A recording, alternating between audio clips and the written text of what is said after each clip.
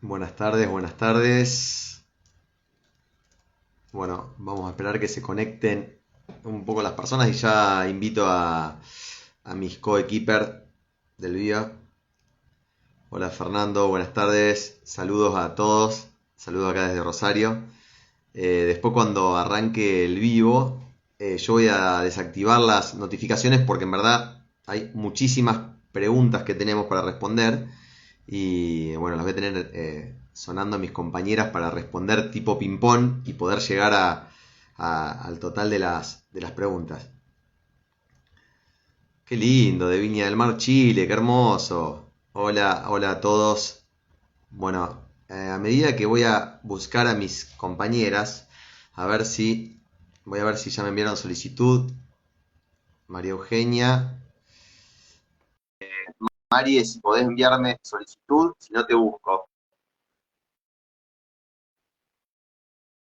Crack de los crack, Andresito, que hace poco hicimos una charla en Santa Fe con los pediatras de allá, y la verdad que un grupo hermoso y un placer trabajar con los pediatras de allá de Santa Fe. A ver si la busco yo también a María, que está, que está, que está.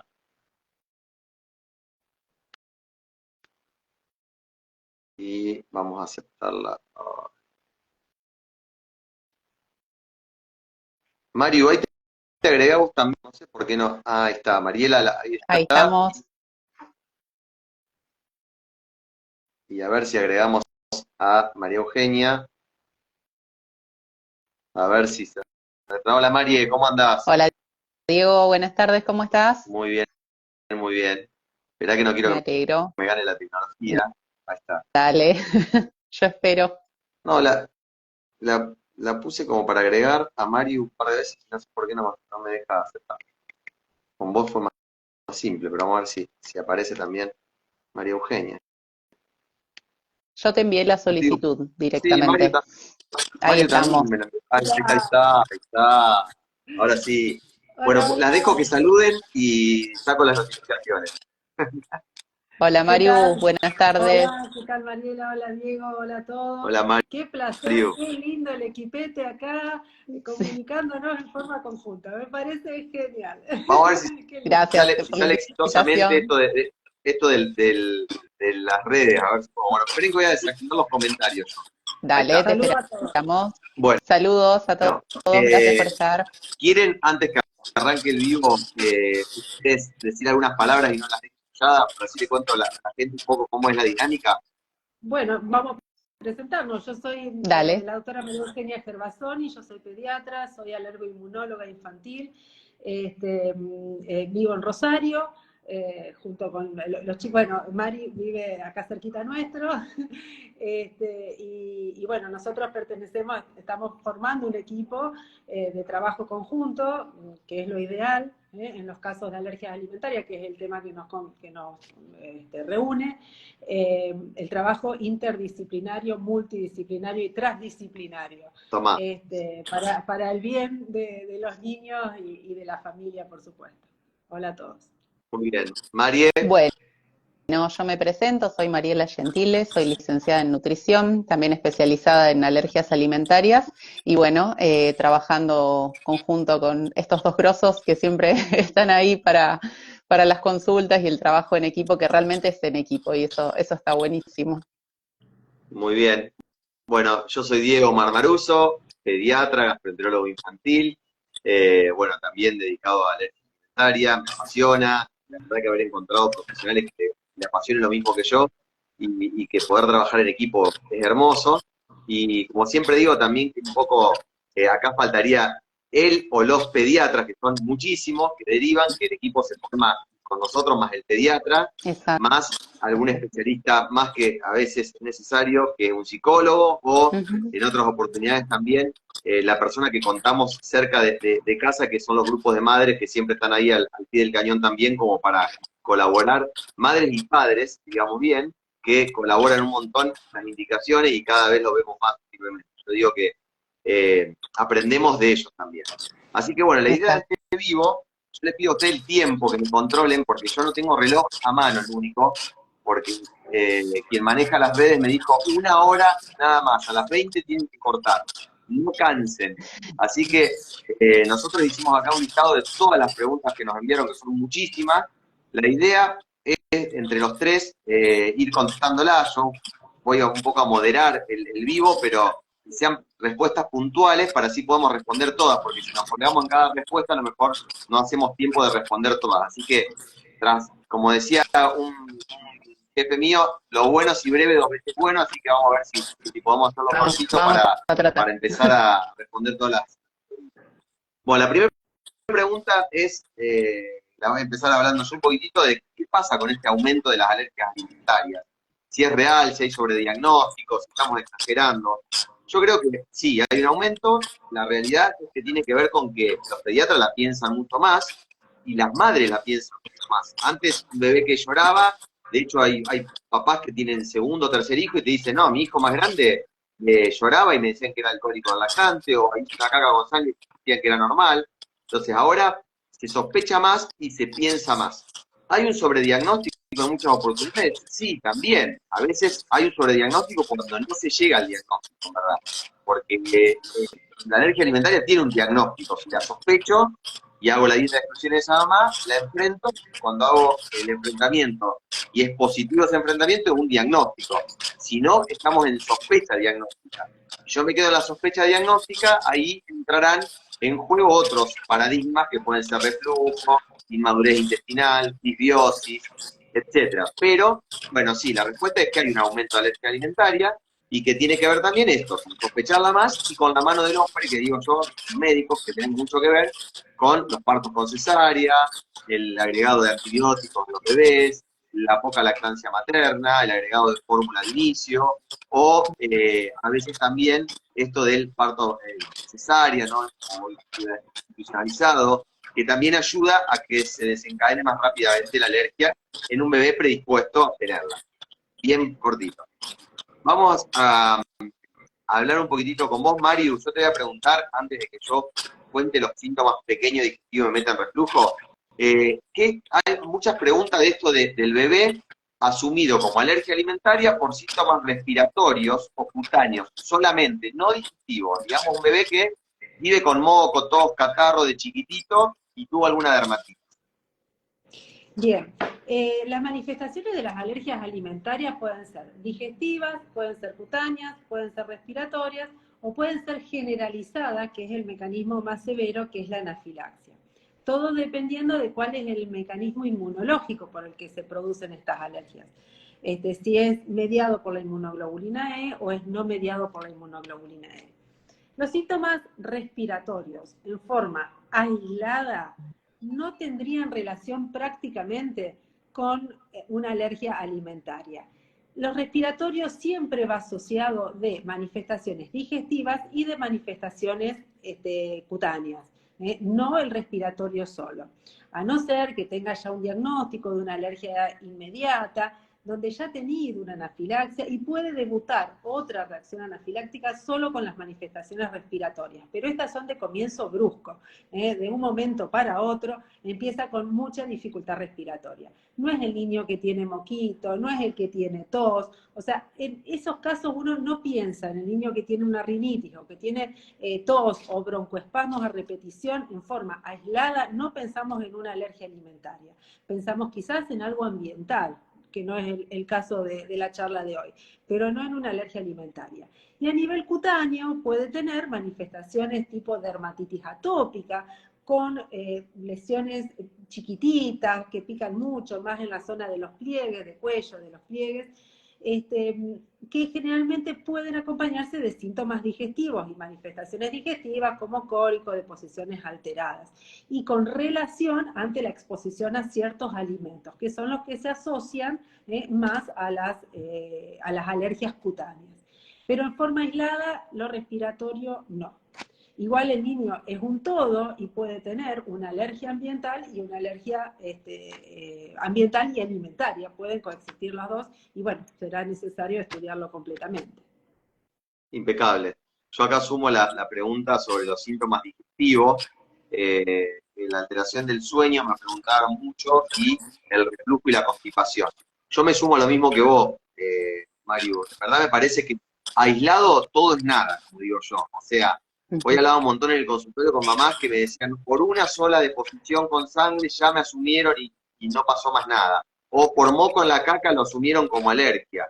O por un poquito de cólico lo asumen como no. O sea, hay que sumar puntitos para asumir a un paciente como alérgico y sospecharlo, no asumirlo.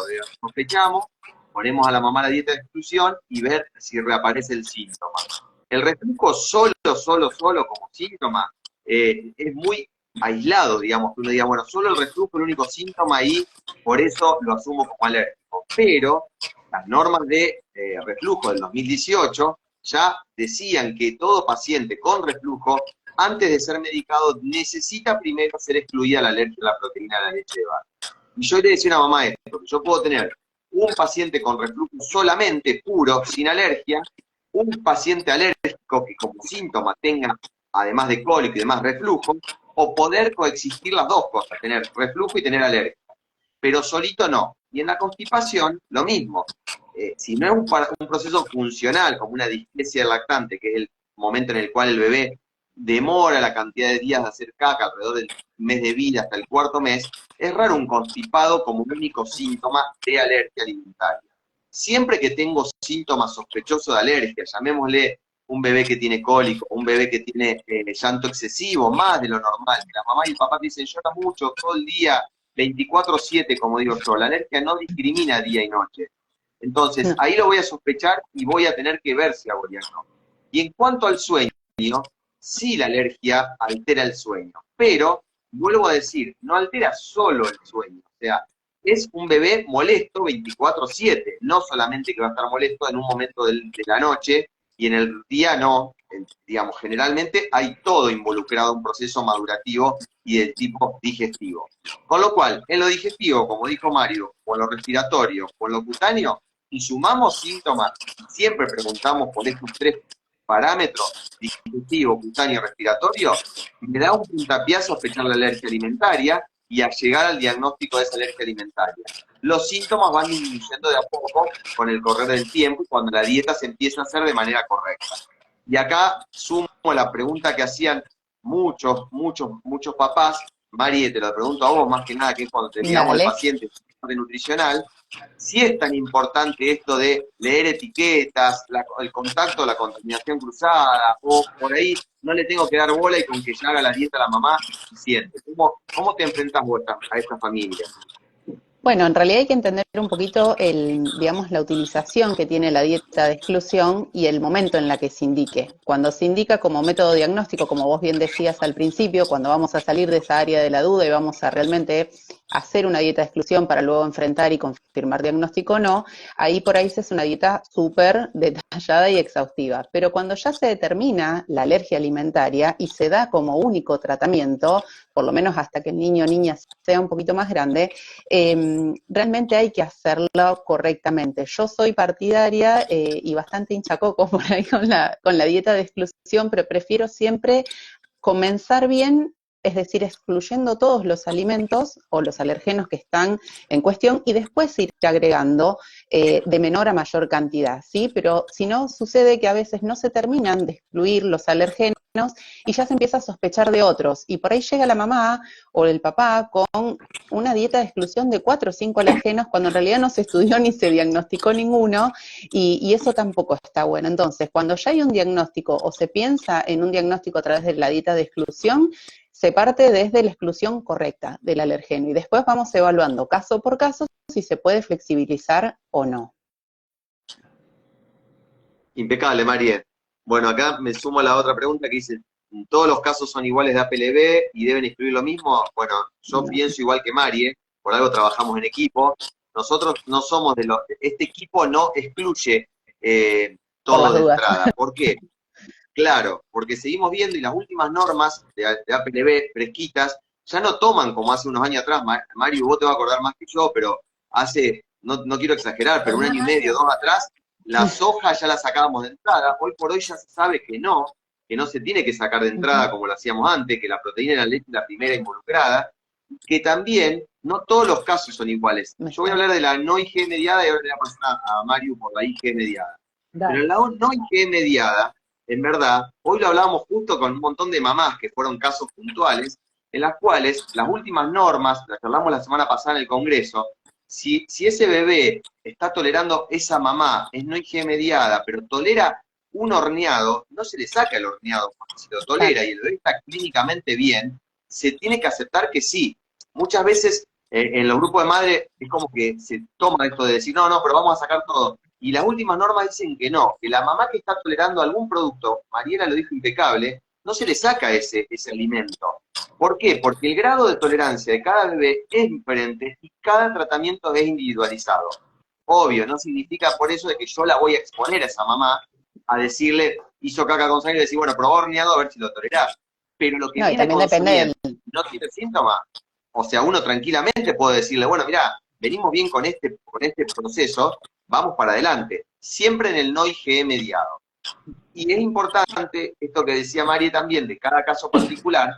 A veces nosotros creemos que el alergeno es, en este caso, la leche, y con el tiempo vamos viendo más fuerza en otro alergeno que en el que creíamos que era realmente. Entonces ahí sí se va sacando alergeno que se sospecha en función del síntoma. Yo siempre digo a las mamás que ellas nos ponen a nosotros un poco el sello de qué es lo que cree que está haciendo mal. Nosotros no imponemos, saca esto. La mamá te dice, mira, consumí este producto y me di cuenta que estuvo mal, que volvió a sangrar, o que no paró de llorar, o que no se prendía la teta, etcétera.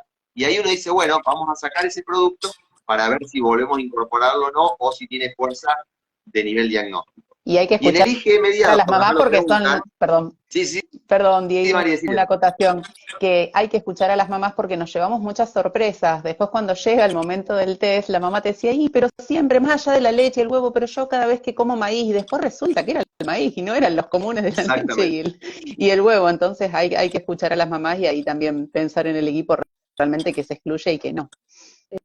Y por eso también la Nutri es tan fundamental, porque uno en la consulta, tanto Mario como yo, si bien uno va charlando de los alimentos, del etiquetado y demás, es la Nutri la que le saca todo ese jugo de decir, pero espera, a ver, mostrame lo que estás comiendo, fíjate qué es lo que se puede haber pasado, miremos tal cosa. Eso es tan importante porque a veces la mamá cree que está haciendo bien las cosas, nosotros también creemos que está todo bien y sacamos otros alimentos, y no, es un único alimento, pero está contaminado o mal etiquetado, etcétera. Mario, te pregunto a vos que me preguntaron acá, si el paciente es IgE mediado, ya diagnosticado como IgE mediado, ¿cierto? ¿Cambia algo? ¿Es más grave? ¿Cómo hago con el jardín, la vacuna y la contaminación? ¿Es diferente al no IgE mediado? Sí, bueno, primero aclarar, vos hablaste del no IgE mediado y la exclusión alimentaria, si tiene que ser igual para todos. Con respecto al IgE es igual, hay niños que pueden llegar a tolerar los alimentos que están cocinados, donde las proteínas se pueden haber destruido con la cocción y otros que no. Nosotros cuando hacemos el prick test evaluamos, ejemplo, la leche y las principales proteínas, alfa-lactoalbúmina, beta-lactoglobulina, que son del suero, y la caseína. Sabemos que si es alérgico a la caseína no va a poder consumir leche o derivados lácteos horneados o calentados, porque esa proteína es termoestable, o sea, no se destruye con el calor, entonces va a reaccionar al riesgo de que reaccione el niño. Y con el huevo pasa lo mismo, hacemos también con las proteínas de la clara del huevo, ovoalbumina y ovomucoide, y el ovomucoide es el que no se destruye, la proteína que no se destruye con el calor, entonces ese niño no podría consumir huevo horneado o cocinado extensamente.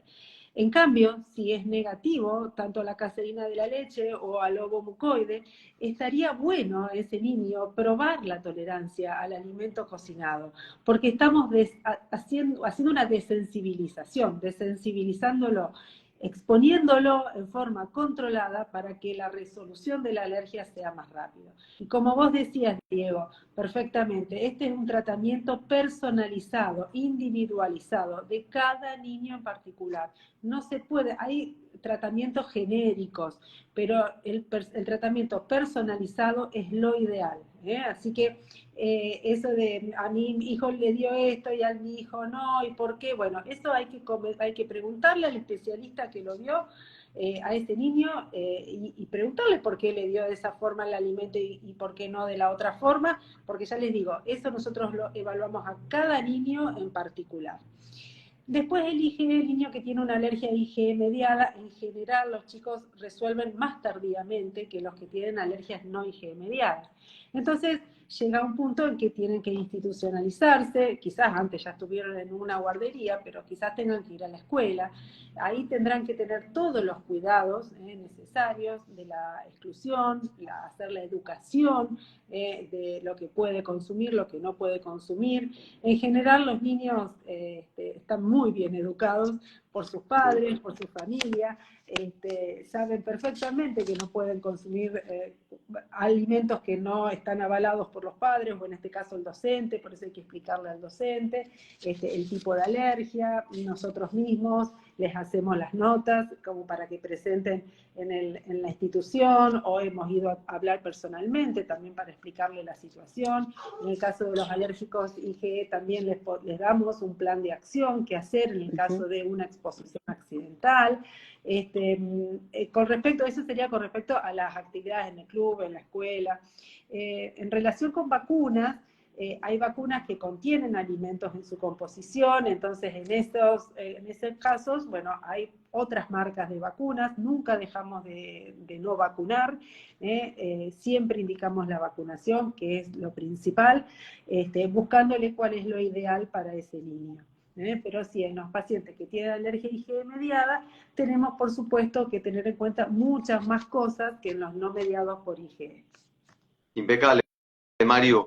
En el no IgE, esto que siempre por ahí viene esta colación de la vacuna, sobre todo con la del rotavirus, que a veces los pediatras le dicen a la mamá, a veces la mamá te dice, pero el pediatra quiere colocarla, y yo, bueno, tomo una frase tuya, Mario, que me enseñaste vos, realmente, y yo digo, no está contraindicada la vacuna del rotavirus, sí es una vacuna virus vivo que se da por boca y que inflama el intestino, con lo cual en un intestino inflamado, o a veces que no desencadenó aún la alergia, obviamente que uno prefiere no colocarla en algunas oportunidades para disminuir el grado inflamatorio, pero no es que con la vacuna vamos a destrozar a ese bebé.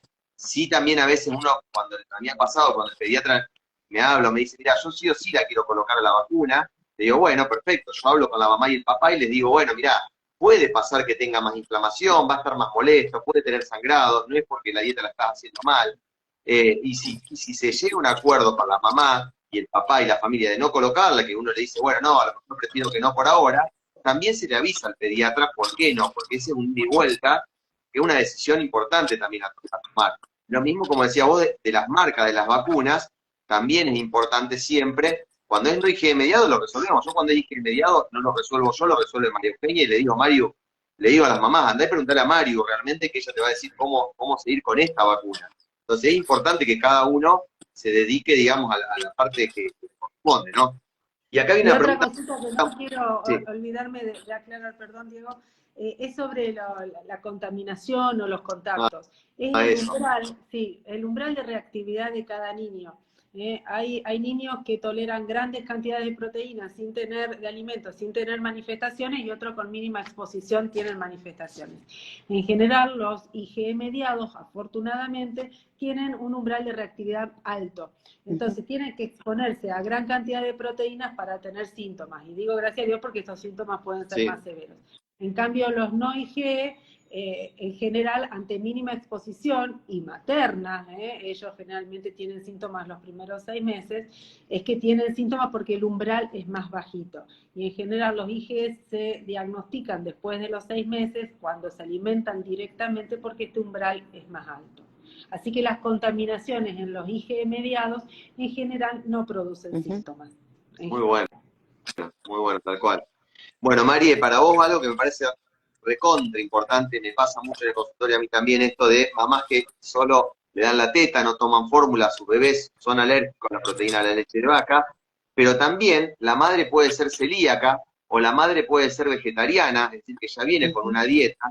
Entonces la primera pregunta es, bueno, si se estudia esta mamá, si se le pide un laboratorio o si vos le das suplemento de algo, y por qué es importante suplementar a esa mamá que está con una dieta, digamos, APLB.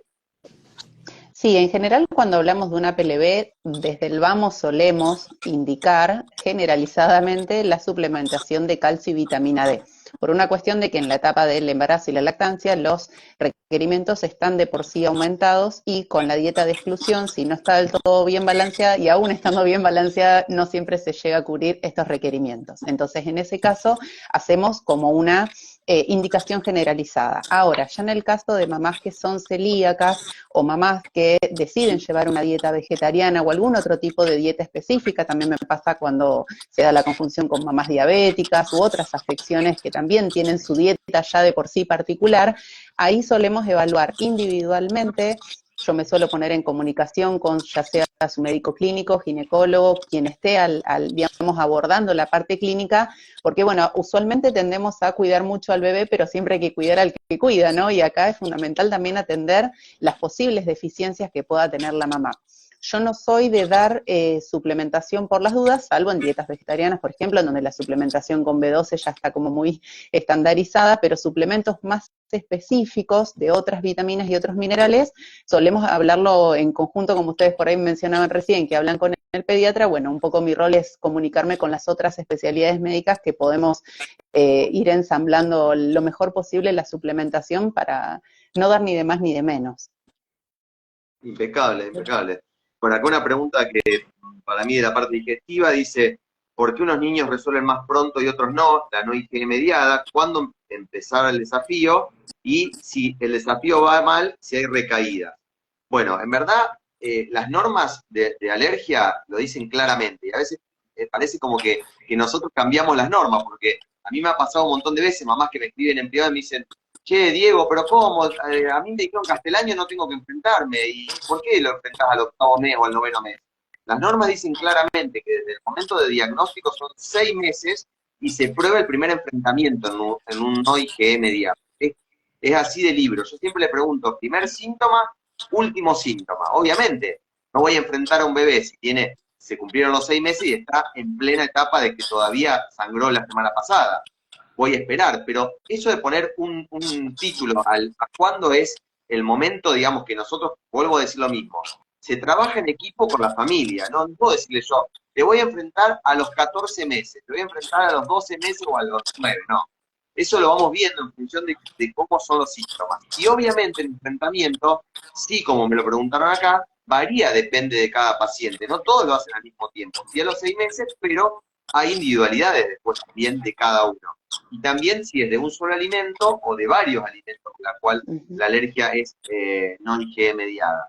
Y después, esto que me preguntan de la recaída, mucho he escuchado y se me ha criticado mucho también, lo digo así, con el tema de las recaídas, o de que escucho varias veces que le dicen a mamá, no, porque tu hija va a tener una recaída o tuvo una recaída. Cuando la alergia se resolvió y le estamos dando el alta de APLB, no IgE mediada, porque toleró todo esa mamá y ese bebé, y después empieza con otros síntomas similares, llamémosle diarrea, llamémosle caca con moco, llamémosle vómito, etcétera, no es una recaída. Pocas veces se recaída. Se habló también en el último congreso que no existen las recaídas en APLB no IgE mediada, y mucho menos un bebé que toleró. Que cuando nosotros decimos, supongamos, a este bebé lo vemos en posibilidad de poder hacer un enfrentamiento y la mamá consume algo, y el bebé incluso tiene síntomas de sangrado o de cólico, se vuelve a cero, no se vuelve al día, a los 2 meses de vida cuando empezó la dieta. Significa que ese bebé, bueno, por ahora no se puede enfrentar, vamos a tener que esperar para ver un nuevo enfrentamiento.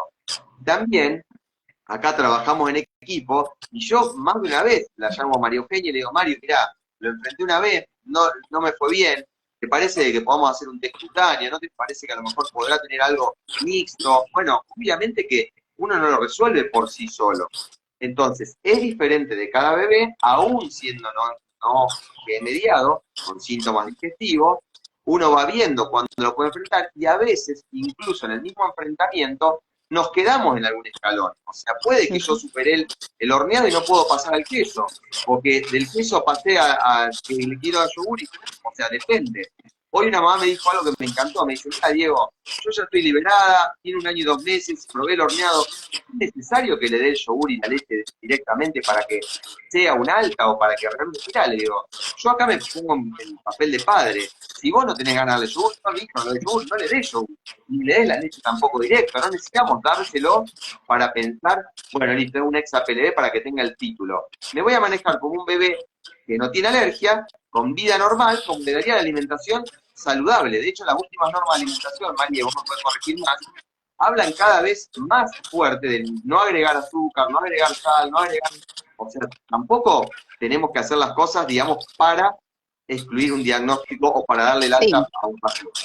incluso la Dale, leche de Mario. vaca. Cada vez la leche de vaca se está apuntando a retrasar más en la introducción en lo que es la alimentación complementaria. Muchas mamás me preguntan, y bueno, pero va a empezar la alimentación complementaria y no le puedo dar el postrecito, no le puedo dar. Ya de por sí se espera hasta el año en cualquier niño o niña que empiece su alimentación complementaria. O sea que no hay apuro para incorporar esos alimentos. No va a recaer en alguna carencia nutricional siempre y cuando balanceemos bien la dieta por otras áreas, ¿no? Pero no, a no apurarse allí que no hay apuro realmente. Tal cual. Sí, Y ya acá había me preguntan, tenido, perdón, te no, hago no, la pregunta a Mario, Mario, y te doy la palabra. sí. ¿Y qué pasa con el IgE, el enfrentamiento del IgE mediado, del multialérgico y del tema de la curación o del alta? Que ahí todo tuyo. Para mí, ¿no es cierto? Para No, vos. no entendí si Mariu o Marie. Porque somos, No, no, no, Mario, perdón, Parecido. Mario. no digas Mari porque las dos respondemos. Bueno, mira, con respecto al IgE, nosotros hacemos el seguimiento del niño alérgico IgE mediado, lo hacemos a través de los estudios específicos, que es el prick test, el dosaje de las IgE específicas en piel, que es el prick test o testificación cutánea, y también se puede hacer en sangre, aunque tiene menor sensibilidad y especificidad que el prick test, es el dosaje de IgE específica en sangre. Donde hay un especialista que lo puede hacer, es preferible hacer el PRIC, sino, bueno, el dosaje de las IgE específicas. Con eso hacemos las evaluaciones cada 6 meses aproximadamente, dependiendo de cada niño, y ahí definimos en qué momento es el adecuado para enfrentarlo. A estos niños alérgicos IgE mediados se los enfrenta directa, o sea, con el especialista, porque tienen riesgo de quizás de reacciones alérgicas importantes, entonces lo hacemos en un lugar controlado, seguro, lo controlamos nosotros, le vamos aumentando las dosis, hasta llegar a un volumen determinado que se considera que ya tolera correctamente ese alimento y ya se lo considera ex alergia alimentaria IgE mediada. Así que bueno, eso lo vamos viendo, no se hace en el hogar, por los riesgos de las reacciones que podrían presentarse. ¿Cuál otra? De los El multialérgicos. huevo, lo de los Bueno, multialérgicos y el huevo. el huevo igual, en general los niños primero toleran el huevo horneado, el huevo hervido, y luego bien cocido en las distintas preparaciones. Así que eso también hacemos las provocaciones. Y con respecto al multialérgico, bueno, en general, bueno, hay muy poquitos casos de alérgicos IgE mediados a múltiples alimentos. En esos casos, bueno, vamos viendo los estudios y cuando ya se considera que es negativo alguno de los alimentos, ahí lo empezamos a enfrentar. Al que da negativo o está cercano al valor negativo que ya no se considera positivo. Y así vamos enfrentándolo a medida que va resolviendo en el estudio. Siempre teniendo en cuenta que puede haber sensibilizaciones que persistan, pero curados. ¿Qué quiere decir? Que puede seguir elevada algo la IgE específica en sangre, o el prick test no puede seguir dando positivo, pero clínicamente el niño consume el alimento y no pasa nada. Eso a veces lo vemos también en las exposiciones accidentales. Uy, pero comió tal cosa y no le pasa nada. Bueno, eso quiere decir que ya se curó, que ya resolvió.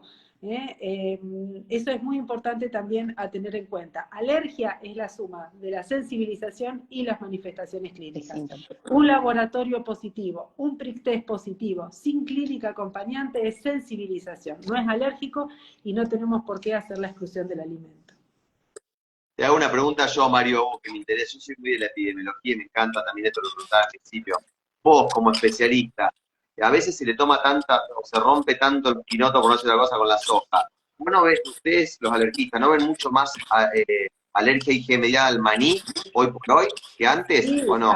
sí, totalmente. A la soja, no, casi nada. Menos en los alérgicos IgE mediados a la leche, la soja no da alergia prácticamente, no presentan alergia. Pero al maní, muchísimo. Muchísimo Bien. maní, frutos secos y más cuando tienen manifestaciones cutáneas como dermatitis atópica. Sí. Impecable. Impecable. Mari, te hago una pregunta a vos que es súper interesante, me encantó. Hoy justo le sale una mamá en el consultorio también. ¿Qué pasa con los medicamentos o los alimentos con lactosa, siendo un azúcar, si se sacan siempre o no? ¿Y cuánto tarda en normalizarse el paciente que está con la dieta y tener menos síntomas, digamos? ¿Cuánto tiempo tarda desde que la mamá comienza la dieta? Bueno, vamos con la primera. En general ahí lo que hay que diferenciar es la intolerancia a la lactosa de la alergia alimentaria a las distintas proteínas.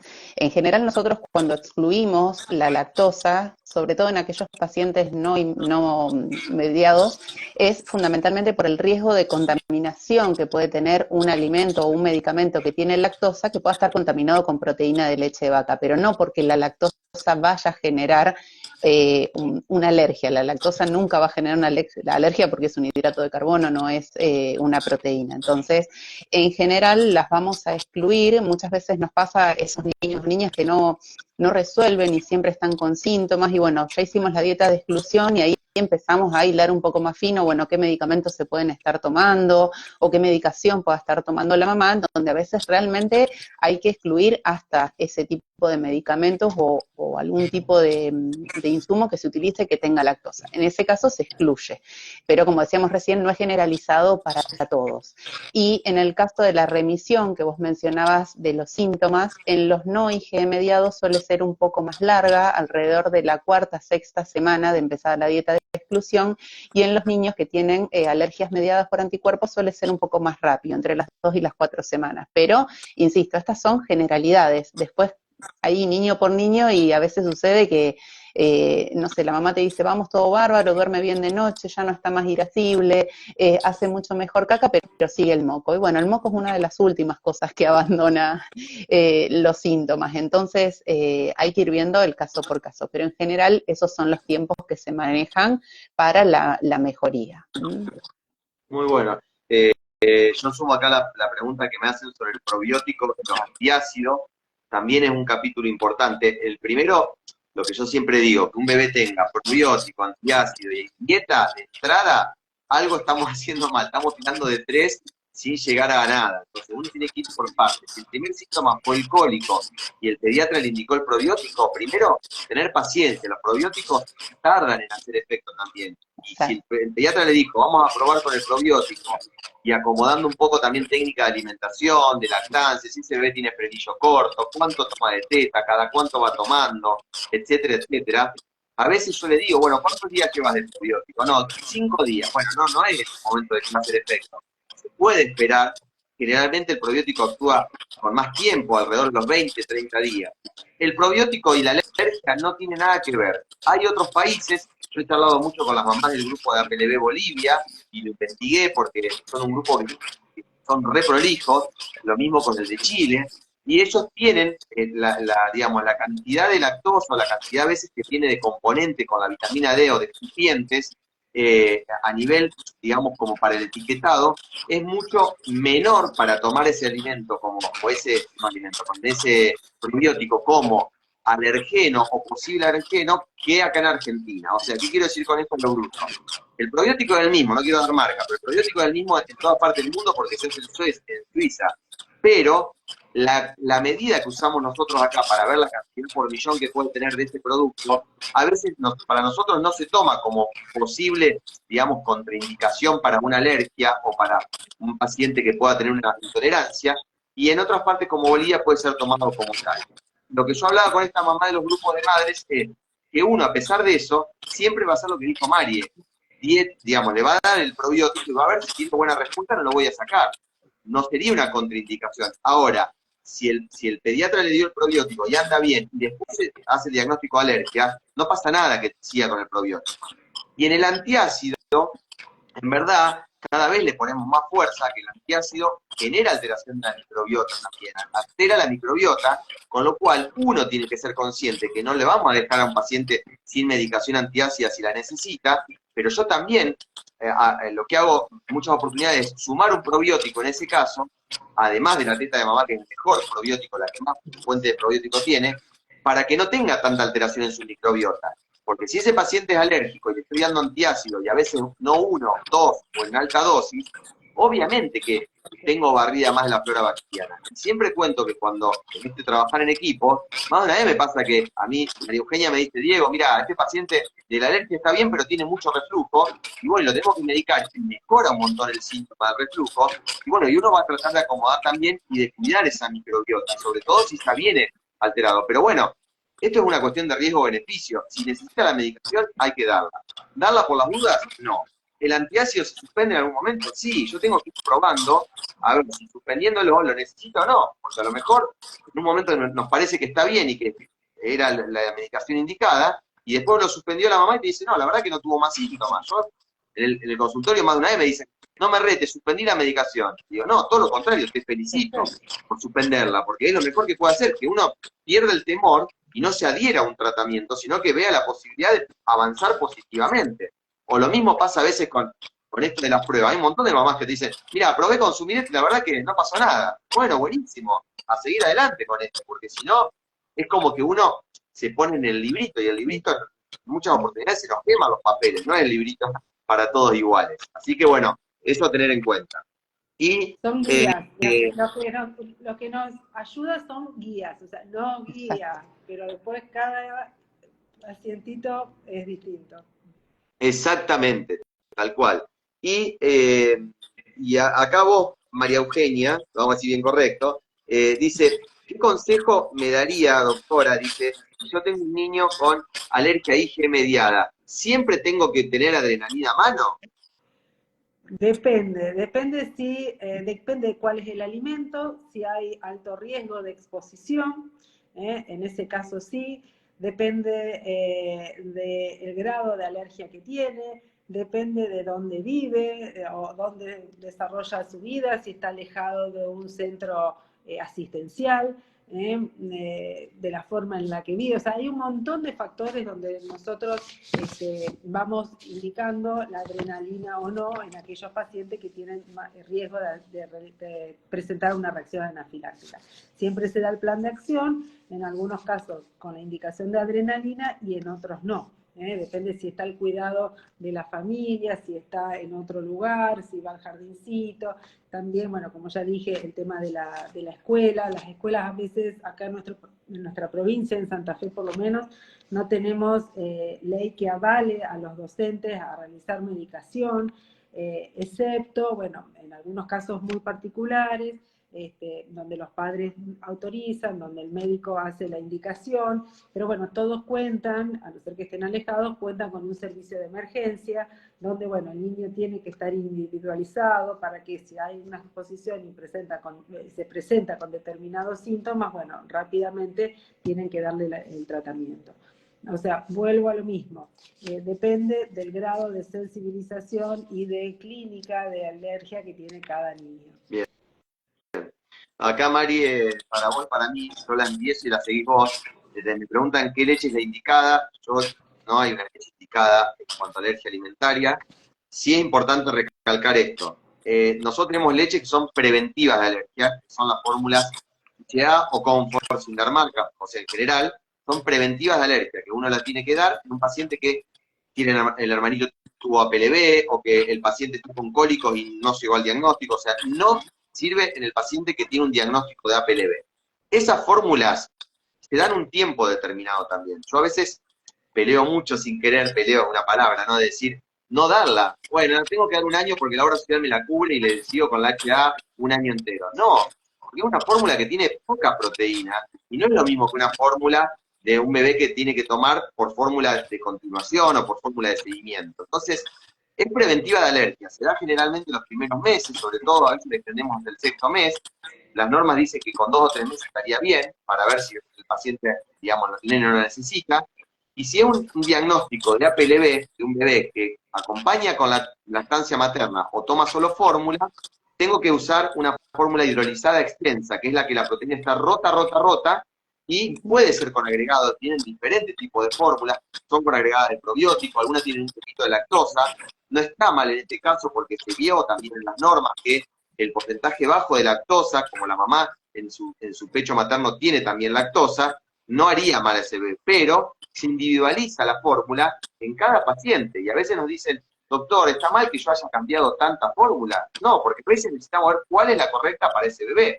También nos ha pasado, con María Eugenia hemos hablado un montón, de pacientes que son alérgicos al maíz, como hoy decía María, y no lo sabemos, hay fórmulas que tienen maíz, etcétera, etcétera. Y las de aminoácidos son las últimas, son para alergias severas, pero también, a veces, en algunos casos, se utilizan como primera elección cuando el síntoma es muy severo o cuando uno también quiere determinar si realmente ese paciente es alérgico a la proteína de leche de vaca y no toma teta. O sea, como para hacer el diagnóstico y después se ve. Las leches se pueden ir cambiando en función del tipo de paciente que tengo enfrente.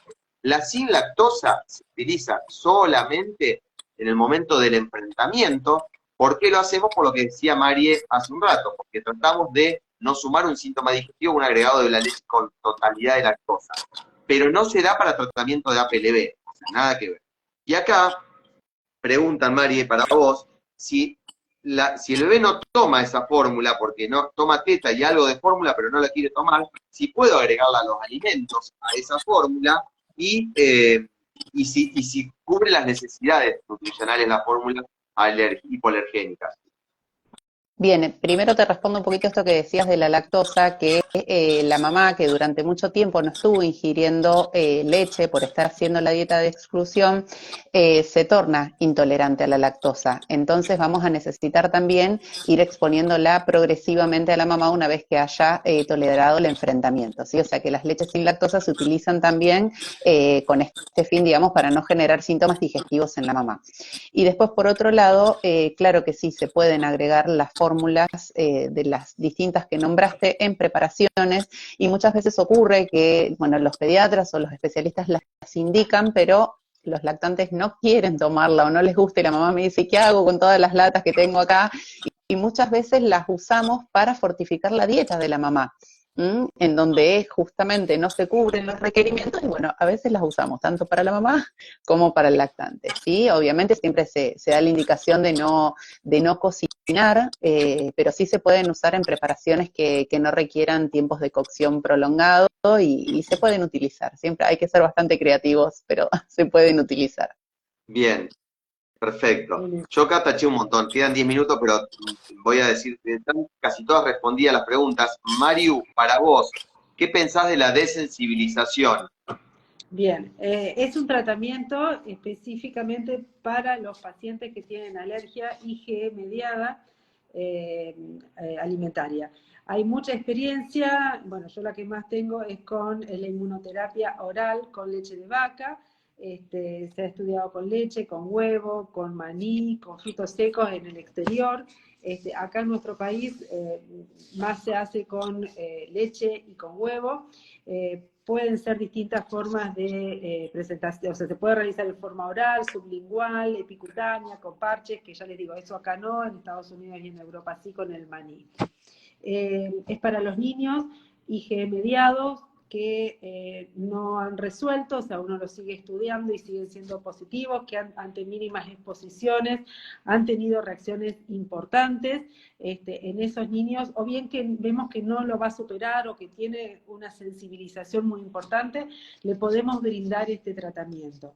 Es un tratamiento que se hace en equipo, también un equipo bien cerradito del papá, la mamá, la familia y el niño y el especialista, que estamos siempre en comunicación permanente, porque le estamos dando el alimento al cual el niño tiene una alergia IgE mediada. Se hace con un tratamiento específico que está protocolizado, es prolongado, dura meses, o sea, bueno, eso se va charlando con cada papá, con cada familia, cuándo es el momento adecuado para poder brindárselo. Lo bueno es que logrando una desensibilización, que esta puede ser parcial si no logra el volumen total, o puede ser total, o sea, queremos en el caso de la leche que tome un vaso de leche, 200 mililitros, si no llega porque hace algún tipo de reacción adversa, la mínima cantidad que nosotros podamos brindarle y que le mantengamos en el tiempo, eso hace que el umbral de sensibilización que hablaba al principio se eleve. Eso quiere decir que ante una exposición hay menos riesgo de una reacción alérgica. Y este menor riesgo hace que la calidad de vida del niño y de la familia mejore muchísimo. O sea, esa ansiedad, ese miedo que tienen los papás cuando no están bajo su control, su cuidado, de que si se expone vaya a ser una reacción alérgica, ese miedo va a ir disminuyendo y desapareciendo con este tratamiento. Por lo tanto, es un tratamiento muy bueno y muy prometedor, porque aparte se está mundialmente, se está estudiando y muchísimo, con las multialergias también, acá yo hablo de un alimento particular, pero también en las multialergias, y en la asociación, y alimentos raros, también alergias a alimentos raros, y asociados con un montón de medicamentos, como ser los biológicos, pero bueno, todo eso está en estudio, pero en estudio permanente.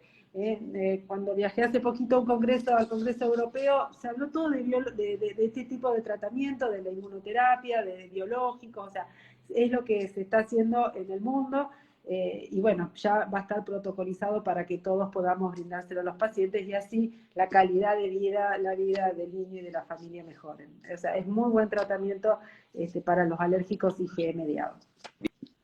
Bien, bueno, para cerrar y hacer la parte final de los saludos, despedir y demás, ahora abro los comentarios. Yo, Mari, para vos, para mí me preguntan, y recién veía las preguntas acá del chat también, que hable 2 segundos de celiaquía, 2 segundos de celiaquía de alergia, y un poco para todos, en verdad, para los tres.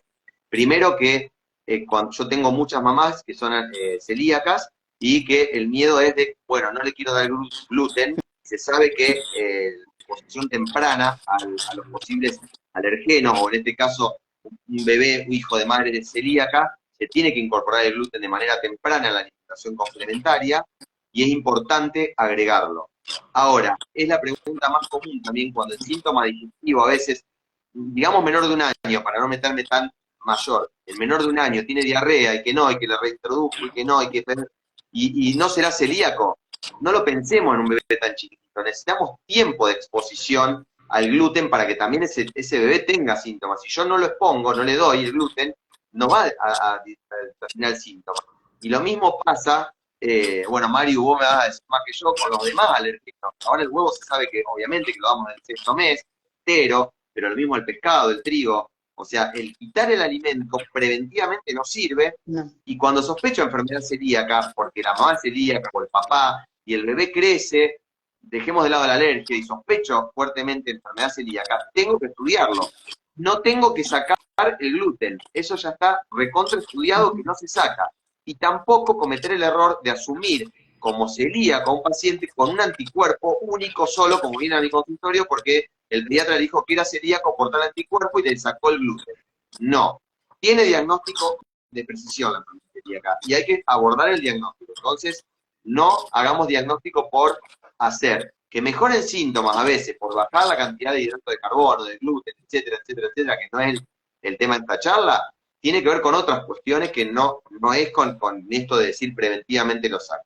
Y para vos, Mari, esto que dicen también de los alimentos, si cuando reintroducimos los alimentos, nuevamente, que algo respondiste, pero es interesante, porque nosotros en el equipo nuestro tenemos la suerte de que Mari, nosotros tenemos un grupo y cada paciente lo comentamos, y Mari es muy prudente, que yo lo quiero decir públicamente, ella nos dice, chicos, ¿qué le agregaron ustedes? O sea, nos da esa posibilidad a María Eugenia y a mí de que nosotros empecemos la reintroducción y que ella nos acompaña junto a la mamá.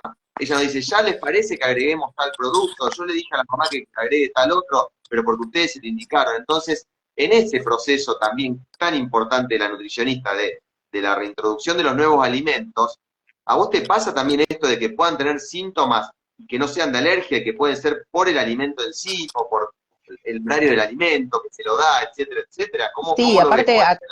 acá se dan un poco la conjunción, sobre todo en los no IgE mediados, en donde coinciden la etapa de la alergia alimentaria con la introducción oportuna alrededor del 6º mes de los alimentos, en donde ahí se empiezan a dar como una cosa así media confusa, que yo la veo en el consultorio diario, con lactantes que empiezan a incorporar su alimentación complementaria sin tener alergias alimentarias y presentan estos síntomas, que son propios de un intestino que se está adaptando a digerir algo que nunca digirió.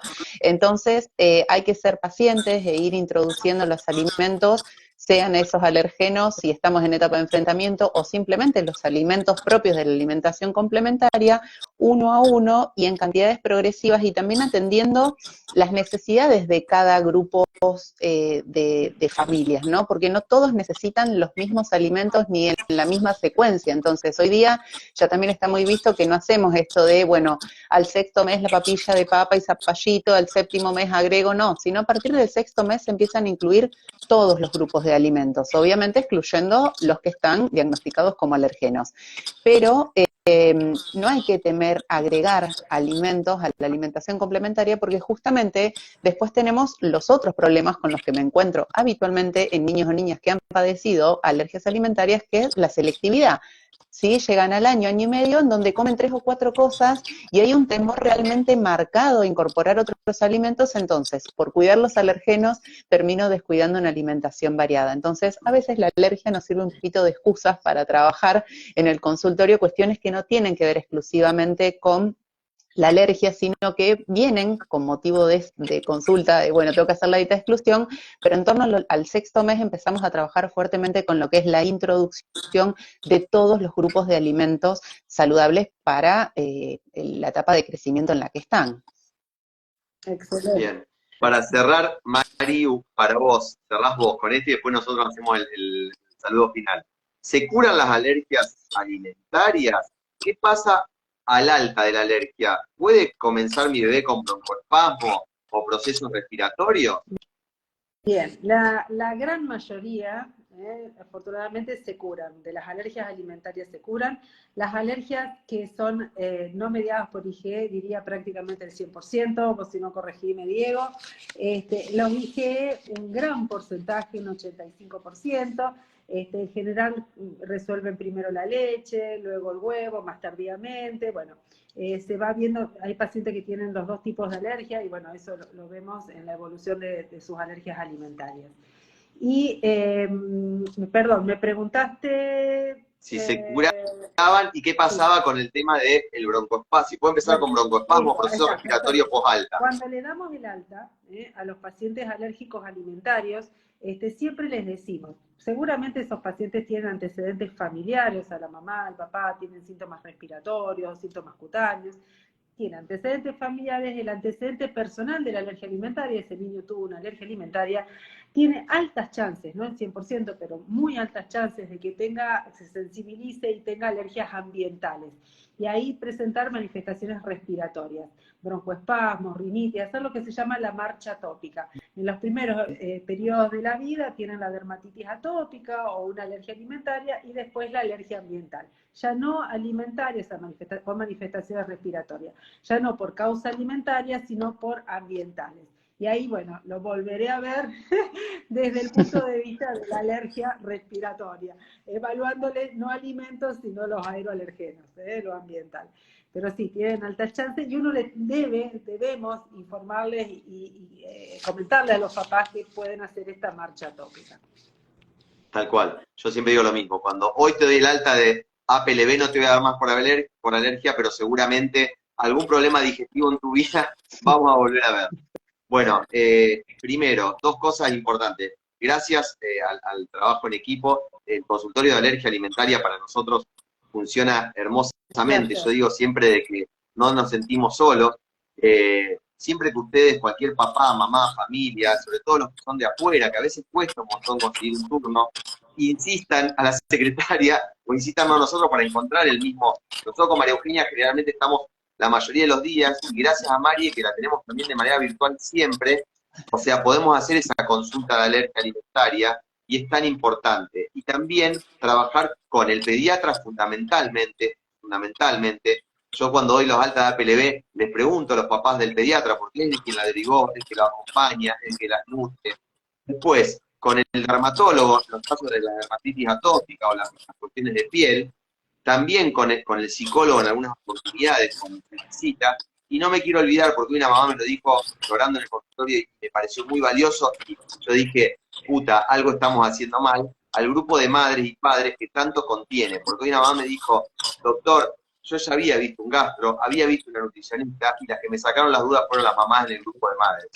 No nos puede pasar esto. Si bien tenemos tiempo escaso en consulta, si bien cuesta, el consultorio de alergia alimentaria a nosotros nos sirve precisamente para eso, para que con cada uno vaya sacándome las dudas y no piensen las familias que uno es rompehuevo por preguntar de más.